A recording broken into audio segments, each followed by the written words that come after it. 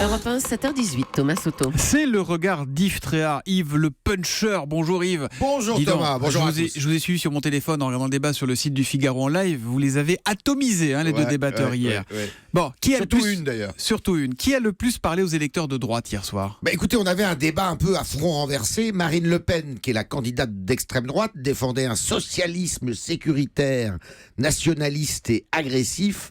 Et face à elle, Emmanuel Macron, qui n'a jamais nié ses origines de gauche, apparaissait pourtant plutôt comme un libéral européen bon teint. Entre les deux, donc, celui qui semblait le plus parler à la droite, aux 20% d'électeurs orphelins de François Fillon, en tout cas, c'était donc Macron. Et même si elle l'a traité d'héritier de Hollande, comme d'habitude, Le Pen l'a implicitement suggéré. Elle a clairement dit qu'il avait des points communs, c'est son terme, son expression, avec Fillon, qu'il était l'ami du MEDEF, elle l'a dit, soumis aux intérêts privés, quand elle était la candidate du peuple, cherchant à flatter ainsi sur certains points, l'économie et l'Europe notamment, les électeurs orphelins, eux, de Jean-Luc Mélenchon. Macron plus proche de Fillon que de la gauche, donc, selon vous? Incontestablement, oui, sur les sujets économiques, avec un Macron qui veut aller plus loin que la loi El Khomri pour libérer le marché du travail, qui veut baisser les dépenses publiques de 60 milliards d'euros, ça on le savait, qui veut baisser l'impôt sur les sociétés et négocier le temps de travail par entreprise. Pareil sur la sécurité, où il était attendu au tournant, Macron veut revenir sur la loi Taubira, et Dieu sait si c'est un totem de la gauche. Il promet l'exécution de toutes les peines prononcées, même petites, et la tolérance zéro. Et puis pareil, évidemment, encore sur l'Europe, qu'il veut relancer avec Merkel.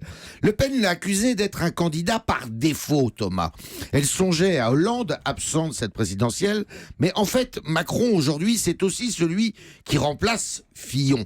Quand il s'est lancé dans cette présidentielle, Macron souhaitait incarner et la droite et la gauche, souvenez-vous. Paris réussit, même si les études d'opinion montrent qu'il serait dimanche, en cas de succès, un vainqueur à défaut de mieux, et à droite et à gauche. Bon, mais a-t-il gagné ce débat? Une chose est sûre, Question piège, Emmanuel Macron a montré hier qu'il avait davantage la carrure présidentielle que Marine Le Pen, qui restait dans le seul registre de la vocifération et de la dénonciation. Alors vous me direz que c'est comme ça que Trump a gagné contre Clinton aux États-Unis.